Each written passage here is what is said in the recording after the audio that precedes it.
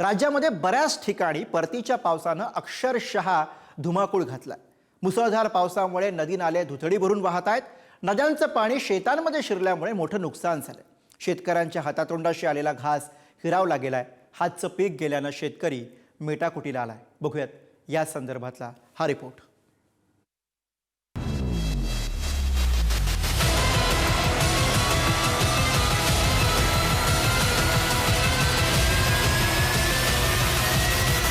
महापुराच्या प्रलयाची ही दृश्य हिमालय अथवा उत्तराखंड मधली नाहीयेत, तर पावसाचा हा हाहाकार आहे अहिल्यानगरसह मराठवाड्यातला। अहिल्यानगर जिल्ह्यातील शेवगाव पाथर्डी तालुक्यात पावसाचा कहर बघायला मिळाला।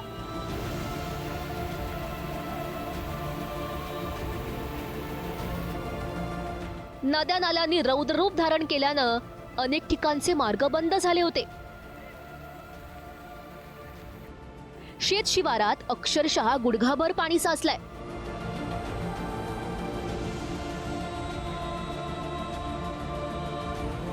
ऊस, कापूस, सोयाबीन यासह अनेक पिकांचं प्रचंड नुकसान झालंय।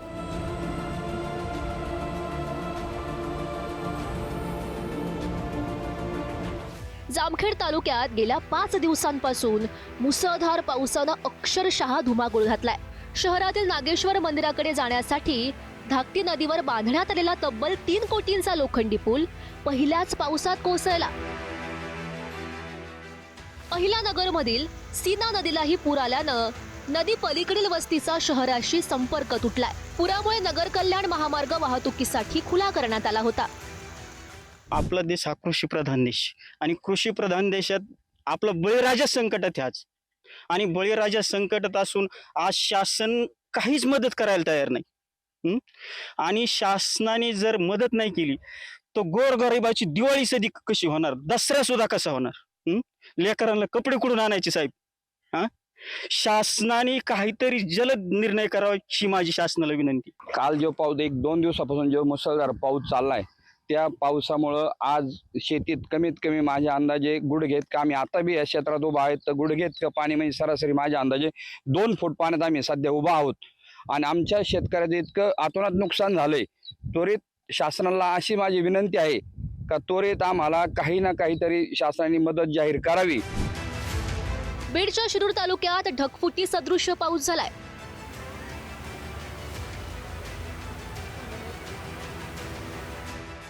कोळवाडी, गोमळवाडा, रामगिरवाडी, ब्रह्मनाथ, येळंब, नांदेवली, निमगाव, माळेवाडी, कमलेश्वर, धानोरा या भागांना सर्वाधिक फटका बसलाय। बिंदुसरा, सिंदफणा नदीला महापूर आल्यानं हजारो हेक्टर पिकं पाण्यामध्ये बुडाली आहेत आणि जनावरं सुद्धा वाहून गेली आहेत। पाटोदा शहरात देखील अशीच परिस्थिती निर्माण झाली असून मांजरा नदीकाठच्या घरांमध्ये पाणी शिरल्यानं मोठं नुकसान झालंय। शिरूर कासरची संपूर्ण बाजारपेठ पाण्याखाली गेल्यानं छोटे मोठे व्यावसायिक हतबल झालेत। घरांमध्ये पाणी शिरल्यानं संसार उपयोगी साहित्य वाहून गेल्यानं संसाराचा चिखल झालाय। बीड शहरातील दांडेनगर भागातील रस्त्याला ओढ्याचं स्वरूप प्राप्त झालंय। या परिसरामधील नागरिकांना मोठ्या अडचणींचा सामना करावा लागतोय। 2018ला हा मुख्य रस्ता 60 फुटी डीपी रस्ता मंजूर झालेला होता, परंतु तेव्हापासून अद्यापपर्यंत हा रस्ता व नाल्याचं काम पूर्ण न झाल्यामुळे या भागात ही एक छोटा पाऊस आला तर अशी परिस्थिती होती। तुम्ही पाहू शकता सर्व मुलांच्या शाळा बुडत आहेत।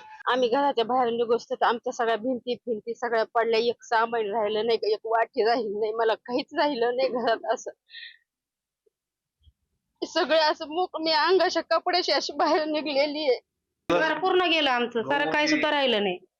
धान्य गेलं, सारं गेलं, घर पडलंय पाठीमागं, म्हणजे असं राहायसारखं हेच राहिलं नाही। कपडे लत्ते सारे गेले। जालना जिल्ह्यालाही पुन्हा एकदा मुसळधार पावसानं झोडपलाय।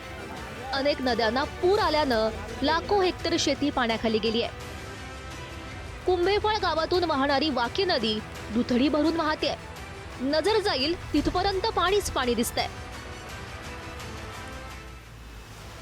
जालन्याच्या मोतीगव्हाण, वजर सरकटे, उमरी, धारा एकलेहरा, रुई या गावात पावसानं कहर केलाय। पावसाचं पाणी साचल्यानं पिकांचं मोठं नुकसान झालंय, त्यामुळे शेतकऱ्यांच्या चिंतेमध्ये भर पडली आहे। जालना तालुक्यातील विरेगाव येथील कल्याणी नदीला पूर आलाय। त्यामुळे पात्रालगतच्या शेत शिवारात पाणीच पाणी बघायला मिळत आहे। या पुरामध्ये अडकलेल्या 3 ते 4 कुटुंबियांची प्रशासनानं सुखरूप सुटका केली आहे। जालन्यातील भाटीपुरी गावामध्ये पावसाचा कहर सुरूच असून शेतामध्ये गुडघाभर पाणी साचलंय। सोयाबीन, तूर, मकासह सर्वच पिकांचं 100% नुकसान झालंय, तर पाण्याच्या प्रवाहात शेत जमिनी खरडून गेल्यात। संपूर्ण 100% अतिवृष्टीच्या पावसामुळं शेतकऱ्याचं प्रचंड नुकसान झालेलं आहे। त्यात सोयाबीन आसन, सरकी आसन, ऊस आसन, इतर सर्व पिकांचे नुकसान झालेले आहे। तरी शासनाने सरसकट पंचनामे न करता नुकसान भरपाई द्यावी ही शेतकऱ्याच्या वतीने आम्ही तुम्हाला मागणी करतो, विनंती करतो। रात्रीच्या ढगफुटीमुळे बघा तुम्ही अक्षरशः शेतकऱ्याच्या मालामध्ये गुडघे इतकं पाणी आहे। बघा आता शेतकऱ्याचे जे सोनं होतं ते सगळं सोनं आता पाण्यात गेलेलं। बघा आता शेतकऱ्यांनी काय करा, त्याच्यावर आता शासनाने काहीतरी उपाय काढला पाहिजे, अनुदान द्यायला पाहिजे शासनाला। हे माझ्याकडून विनंती आहे, आमच्या गावकऱ्याकडून विनंती आहे। जे आता शेतकऱ्याचं बघा तुम्ही सगळं नुकसान झालेलं आहे। त्या सोयाबीनला ज्या शेंगा आहेत त्या फुटून सगळ्या खराब झालेल्या आहे। संभाजीनगर जिल्ह्यातील वैजापूर, पैठण, गंगापूर, सिल्लोड आणि सोयगाव तालुक्यांना पावसानं झोडपलं। कन्नड तालुक्यातील सावरगाव परिसरात ढगफुटी सदृश्य पाऊस झाला। पाचोडच्या गल्हाटी नदीला पूर आल्यानं गावाला पाण्यानं अक्षरशः वेढा घातलाय। सतत होत असलेल्या मुसळधार पावसानं शेतीचं सुद्धा मोठ्या प्रमाणात नुकसान झालंय।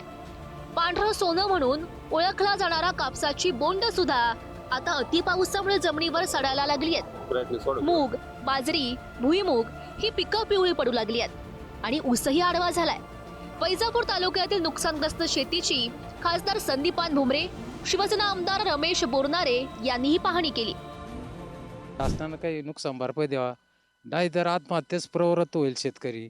काहीतरी शासनानं मदत करायला पाहिजे। आणि नुकसान 100% झालेलं आहे ना, नुकसान काही कमी थोडी झालं। पंचनाम्याला कोणी आलं होतं का? पंचनाम्याला काय काल तलाठी पालते, पण प्राथमिक पाहणी गेली, पंचनामा काही केला नाही। शासनाने याला काहीतरी मदत केली पाहिजे आणि मका असेल, ऊस असेल, कापूस असेल, पूर्णपणे शेतकऱ्यांचं नुकसान 100% झालेलं आहे। आणि याच्यापूर्वी झालेली नुकसानाचा 1 रुपयाही शेतकऱ्याला आतापर्यंत मिळालेला नाही। आणि यंदा फक्त अपेक्षाच ठेवणी, मागं जे झालं तेच पुढं घडणार आहे असं वाटतंय, कारण शासन लक्ष द्यायला तयार नाही। मी आणि बोरनारे सर असतील, माजी आमदार भाऊसाहेब तात्या असतील, साहेब भाई, आम्ही सर्वजण जाऊन अधिकारी असतील सर्वांनी स्थळ पाहणी केलेली आहे आणि शेतकऱ्याचं अतोनात नुकसान झालेलं आहे। मका असेल, सोयाबीन असेल, तूर असेल, कपाशी असेल, या पिकांचं खूप काही सततच्या पावसानं हे नुकसान झालेलं आहे। आज आढावा बैठक घेतली, बैठकीमध्ये सुद्धा अधिकाऱ्याने सविस्तर अहवाल त्यांनी दिलेला आहे आणि मी सुद्धा अधिकाऱ्याला सांगितलं की कुठल्याही शेतकरी यामधून सुटला नाही पाहिजे। सगळ्या शेतकऱ्याला मदत कशी होईल याच्यासाठी आपण सगळ्यांनी सहकार्य करावं। राज्यातील अनेक भागात पावसानं शेतकऱ्यांचं तोंडचं पाणी पळवलंय, त्यामुळे पुन्हा एकदा शेतकरी मोठ्या आर्थिक अडचणीमध्ये सापडलाय। हातातोंडाशी आलेला घास हिरवल्यानं नेमकं जगायचं कसं असा प्रश्न बळीराजासमोर उभा ठाकलाय। ब्युरो रिपोर्ट, पुढारी न्यूज।